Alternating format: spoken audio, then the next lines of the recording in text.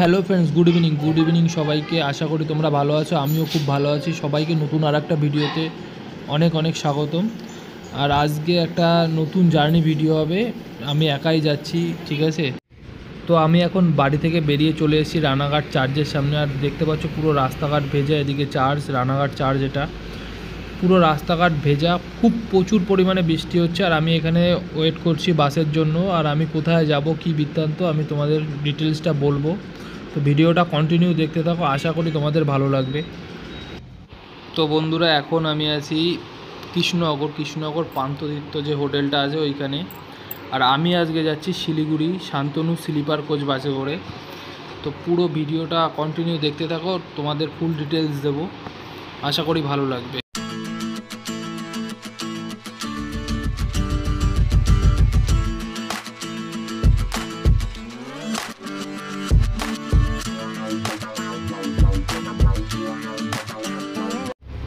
তো আমরা এখন এসে পৌঁছেছি বহরমপুর। আর এই বহরমপুর দিয়ে, এই রাস্তা দিয়ে আমি আগেও অনেকবার গেছি, কিন্তু এই নতুন রাস্তা হওয়ার পর এই ফার্স্ট যাচ্ছি আমি। তো কি বলবো, রাস্তার সম্বন্ধে যতটা কম বলা যায় ততই ভালো। মানে এত আগে যে রাস্তার কন্ডিশন ছিল আর বর্তমানে যে রাস্তার কন্ডিশন, মানে আকাশ আর পাতাল। একদম পুরো তেলের মতন ঝাঁ চকচকে রাস্তা, মানে বিন্দাস এখন এই রাস্তায় রাইড করা যায়, কোনো রকম কোনো চাপ নেই। আমাদের ডান পাশ দিয়ে হচ্ছে শ্যামলী পরিবহন, আর 9600S শ্যামলী পরিবহনের ভলভো বাস। তো ওই ভলভো বাসের সাথে এই বাসের যেমন রাস্তার রাত দিনের পার্থক্য হয়ে গেছে, তেমন ওই ভলভোর সাথে এই স্লিপারের রাত দিন তফাৎ।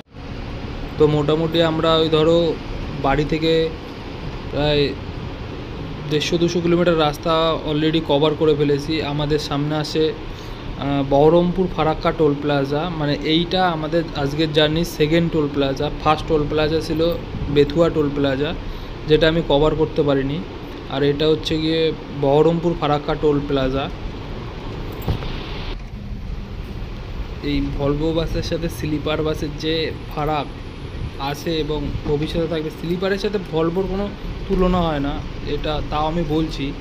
যে জার্কিংটা হচ্ছে আমার জার্নিতে, এরকম কোনো জার্কিং মানে ভলভোতে গেলে হতো না।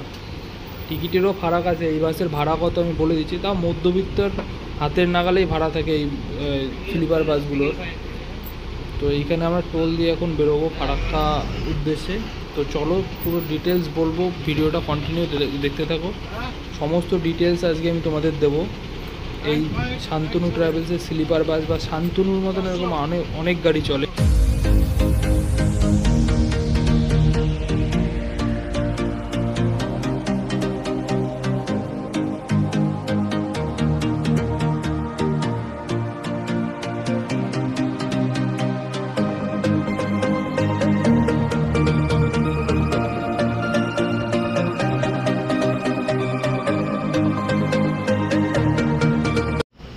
এই যে আমাদের সামনে যে গাড়িটা যাচ্ছে রায়ান ট্রাভেলস, এইটাও সেম ক্যাটাগরির সেম বাস, এই স্লিপার, মানে এই শান্তনু যেই টাইপের বাস, এরকম সেম স্লিপার বাস। বাট এই রায়ানের কিন্তু এসি বাস আছে, বাট ওটা 9600 কিনা সেটা আমি জানি না, বাট আছে।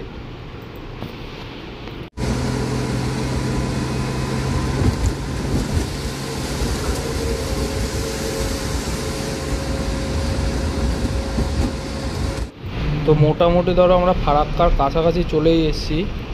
তো আর এইখানে আমাদের ড্রাইভার দাদা দেখো, বাদিকটা জাম আছে সামনে, সেটা হয়তো এই সাইড দিয়ে শিলিগুড়ির দিক থেকে আসা যে বাসটা, ওই গাড়িটা ফোন করে বললো উনি রং সাইড দিয়ে যাচ্ছে। ভাই রং সাইড দিয়ে যাচ্ছে গাড়িও চালাচ্ছে সেই স্পিডে, প্রায় 50-60-এ।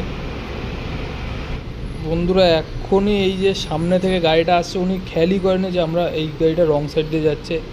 মানে প্রায় কাছাকাছি 150 মিটারের মতন চলে এসে তখন ও আপার মারাতে উনি বুঝতে পারলো যে আমার উল্টো দিক থেকে কোনো গাড়ি আসছে। ভাই এইটা খুবই বিপজ্জনক, মানে অফ সাইড দিয়ে যাওয়াটা যে কত বিপজ্জনক, মানে আর এইখানে কেবিনে বসে তো আমার অবস্থা খারাপ হয়ে গেছিলো।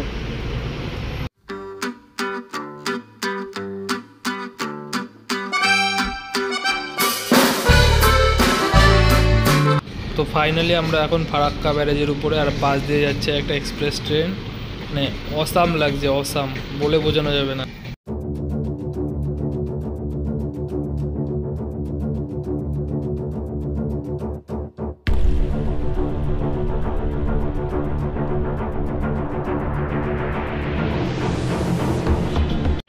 তো বন্ধুরা, গুড মর্নিং সবাইকে।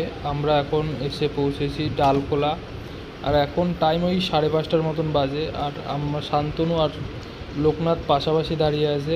তোমাদের ডালখোলাতে আমাদের এই 10-20 মিনিটের একটা ট্রি ব্রেক দিয়েছিল, ওইখান থেকে আমরা সোজা বেরিয়েছি। এখন এসি কিষানগঞ্জ।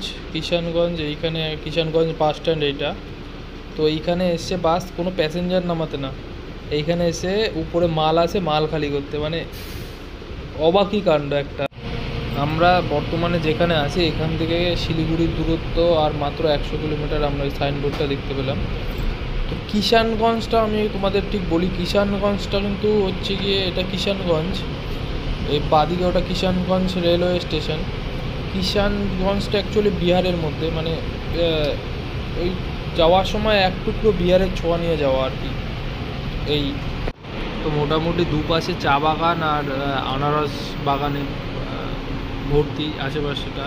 মানে শিলিগুড়ি একটা ভাব ছোঁয়া শুরু হয়ে গেছে। তো তোমাদের বাস জার্নি সম্বন্ধে ডিটেলসটা যদি আমি বলি, ঠিক এমনটা।